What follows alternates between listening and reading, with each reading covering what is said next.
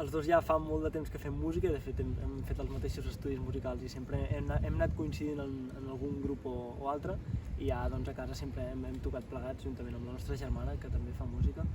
I després doncs, cadascú anava escrivint les seves cançons. Ell va començar com el seu projecte personal, però jo l'acompanyava doncs, als concerts, i a partir d'allà jo també vaig començar a escriure cançons i vam veure que les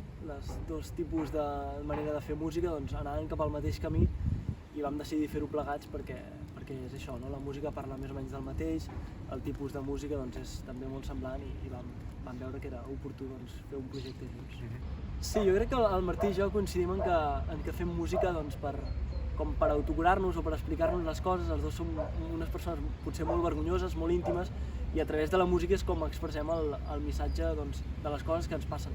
I això és potser doncs, una mica el que hem volgut fer amb Cants i Laments, parlar de les nostres coses, de coses molt personals i íntimes, perquè d'aquesta manera doncs, és com una pregària que nosaltres fem a l'hora d'expressar les coses. Sobre el Martí i jo, sobretot, doncs, hem fet tota la vida música, hem anat al conservatori, a l'escola de música de Cambrils, i nosaltres doncs, la música en directe és realment el que nosaltres vivim i sentim i realment volem fer, més enllà doncs, de gravar cançons o treure-les. I és això, creiem que és molt important doncs, a l'hora de fer un directe, que és molt especial perquè és una cosa que passa només un cop i després ja s'acaba, un públic ben concret en un moment i t'escolta, i és com un moment molt màgic.